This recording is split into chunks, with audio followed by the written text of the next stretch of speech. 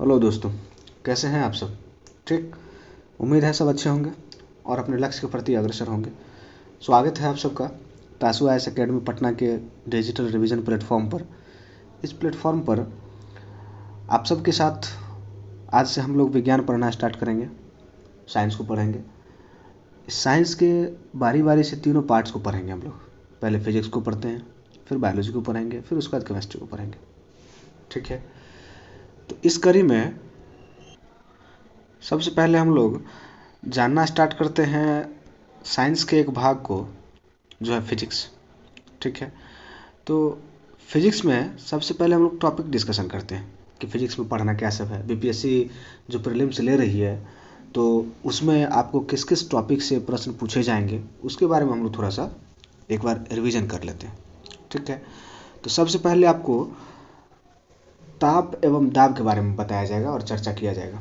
ठीक है। इससे पहले हम लोग एक इंट्रोडक्शन क्लास सब्जेक्ट का रखेंगे बहुत बेहतर तरीके से, जिसमें डायमेंशंस वगैरह हो गया या जो बेसिक चीज़ होता है फिजिक्स का, फिजिक्स के बेसिक चीज़ के लिए एक अलग से वीडियो बना दिया जाएगा। ठीक है। इसको हम लोग विधिवत जब प्रारंभ करेंगे तो सबसे पहले हम लोग स्टार्ट करेंगे ताप एवं दाब से, हीट एंड टेम्परेचर। इसमें हम लोग जानेंगे कि ऊष्मा क्या होता है, ताप क्या होता है, ताप बदलने की विधियाँ क्या होती है, ऊष्मा संरक्षण के विधियाँ क्या सब है, किस प्रकार से ऊष्मा का स्थान परिवर्तन होता है। उसमें आगे हम लोग पढ़ेंगे गुप्त ऊष्मा क्या होता है, विशिष्ट ऊष्मा क्या होता है, या किसी वस्तु को ठंडा करते हैं गर्म करते हैं तो ठंडा गर्म होने का क्या टेंडेंसी होता है। यही सब चीज़, या ठंडा या गर्म है कोई वस्तु तो उसको हम लोग कैसे महसूस करते हैं कि ये चीज़ ठंडा है या ये चीज़ गर्म है। तो इस सब के बारे में हम लोग इस चैप्टर में अध्ययन करेंगे। तो ये हो गया आप लोग का पहला चैप्टर, ताप एवं दाब। ठीक है। चलिए अब हम लोग अगला चैप्टर आपको स्क्रीन पर दिख रहा होगा, तरंगे, वेव्स। ठीक है। तो इस वेव्स में हम लोग जानेंगे कि वेव्स कितने प्रकार की होती है। ठीक, कितने प्रकार इसके होते हैं और सब में डिफरेंसेस देखेंगे, सब में अंतर देखेंगे हम।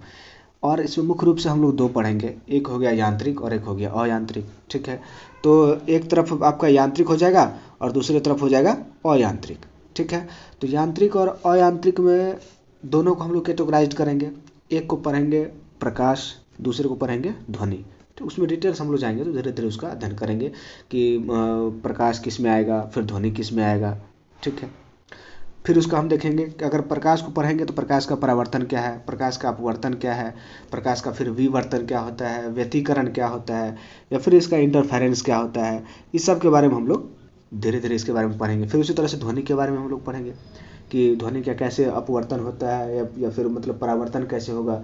फिर उसी में हम लोग पढ़ेंगे कि एक चीज़ आता है कि इको क्या होता है, तो इको के बारे में फिर हम लोग पढ़ेंगे। इको शायद पता नहीं सिलेबस में है या नहीं है। ठीक है। उसके बारे में फिर हम लोग जानने का प्रयास करेंगे इको के बारे में, और बहुत सारा सिरिलेंस होता है, फिर बहुत सारा चीज़ें ध्वनि के बारे में जिसको हम लोग पढ़ेंगे। और फिर लास्ट में देखेंगे हम लोग कि प्रकाश की प्रकृति कैसी होती है।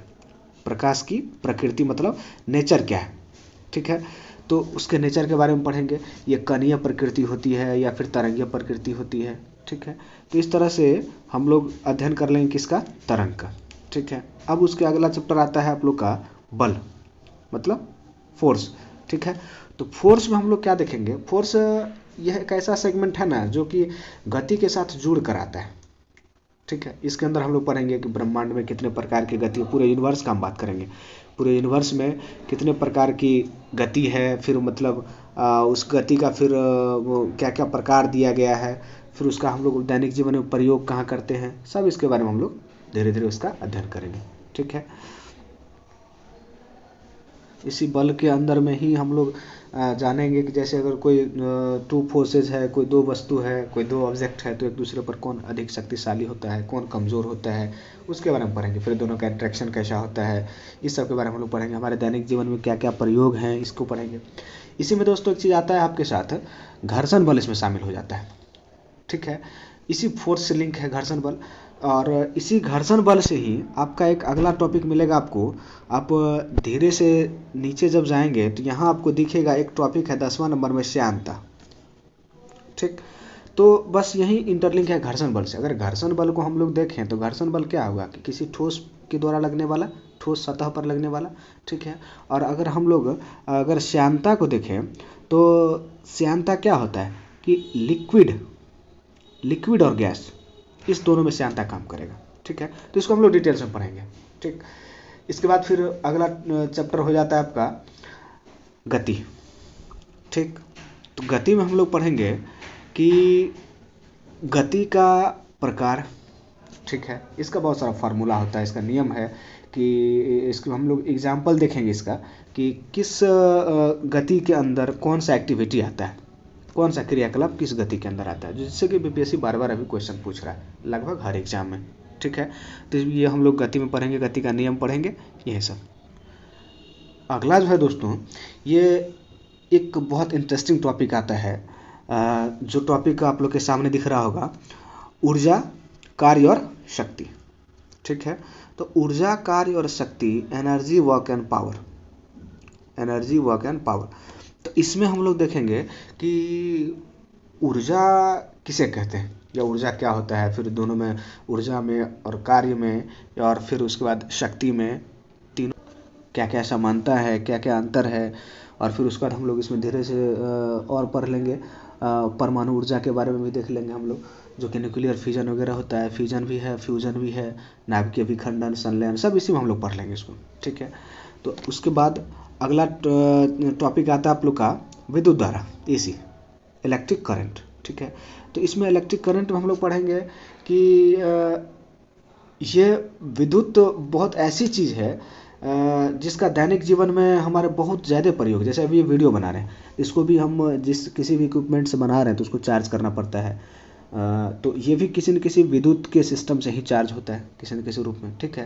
तो इसी में हम लोग पढ़ेंगे चालकता क्या होता है, कुचालकता क्या होता है, फिर अर्धचालकता क्या होता है। उसी में फिर हम लोग पढ़ेंगे कि एक विद्युत फ्यूज होता है, तो वो फ्यूज क्या होता है। फिर हम लोग ट्रांसफार्मर को पढ़ेंगे, ठीक है। ट्रांसफार्मर के बाद फिर हम लोग पढ़ेंगे एक जनरेटर होता है, जनरेटर पढ़ेंगे, जनसेट, वो क्या होता है, उसके बारे में फिर हम लोग इस चैप्टर में हम लोग पढ़ेंगे।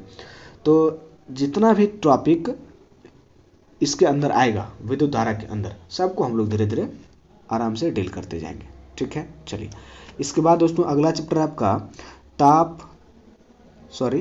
तथा प्रणोद। तो दाब तथा प्रणोद ये कन्फ्यूज़न वाला टॉपिक है। कन्फ्यूजन इन द सेंस कि बहुत सारे बच्चे कन्फ्यूज़ कर जाते हैं कहाँ पर दाब लग रहा है, कहाँ पर प्रणोद लग रहा है, ठीक है। तो दाब क्या होता है इसको हम लोग पढ़ेंगे, दाब क्या होता है, फिर प्रणोदक क्या होता है, प्रणोद क्या होता है, ठीक है। यदि कोई व्यक्ति रोटी बेल रहा है तो वहाँ दाब लगा रहा है कि प्रणोद लग रहा है, या अगर कोई कहीं कंस्ट्रक्शन वर्क चल रहा है, कहीं सड़कें बन रही है, तो वहाँ जो रोड रोलर होता है वो अगर चल रहा है तो वो दाब लगा रहा है या प्रणोद लगा रहा है। मान लीजिए कोई महिलाएं बस से यात्रा कर रही है और उस यात्रा के क्रम में कोई अगर डिस्टर्बिंग एलिमेंट है, असामाजिक तत्व है, वो अगर महिला को मान लीजिए छेड़ देता है, अगर कोई फीमेल को छेड़ दिया तो फीमेल क्या करती है कि एक पिन चुभा देती है मान लीजिए। तो जब पिन चुभाया किसी व्यक्ति को, डिस्टर्बिंग एलिमेंट को, तो जब महिला पिन चुभाई तो उसमें वो दाब लगा रही है कि प्रणोद लगा रही है, ठीक है। या हो सकता है पिन न चुभा के कोई महिला ज़्यादा एक्टिव रहे तो क्या करेगी, रपट लगा देगी चटाक, तो उसमें क्या होगा, वो रपट जब लगा तो वहाँ दाब लगाई महिला की, प्रणोद लगाई, ठीक है। तो इसके बारे में हम लोग जानेंगे, और साथ ही साथ इसमें घर्षण बल भी शामिल होता है, ठीक है। तो फिर इसको हम लोग इंटरलिंक कर लेंगे एक दूसरे से कि कहाँ पर दाब लगेगा और कहाँ पर प्रणोद लगेगा, ठीक है।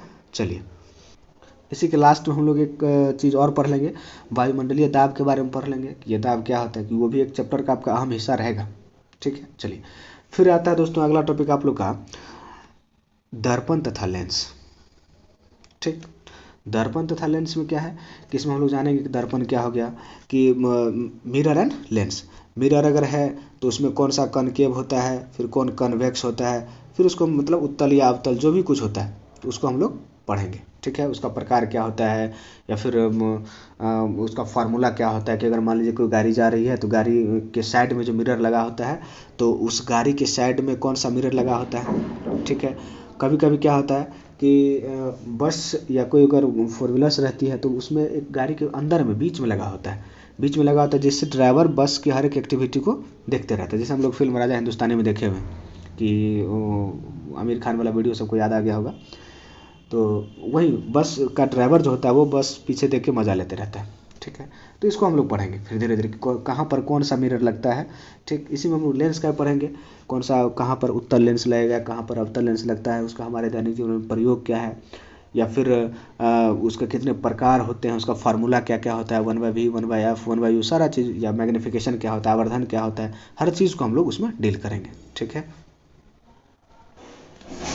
दोस्तों। अगला टॉपिक है आप लोग का केशिकत्व, कैपिलरिटीज़, ठीक है। तो कैपिलरिटी में क्या होता है कि जैसे हम लोग मोमबत्ती जलाते हैं या घर में दिया जलाते हैं किसी फंक्शन पर कभी भी, तो दिया जलाते हैं तो दिया के अंदर तेल डाल दिए और तेल में फिर से एक बत्ती डाल देते हैं। तो होता क्या है कि बत्ती से तेल ऊपर उठता है, ठीक है। तो वो किस कारण उठता है, तो वो उसका मेन कारण हो गया उसका केशिकत्व, ठीक है।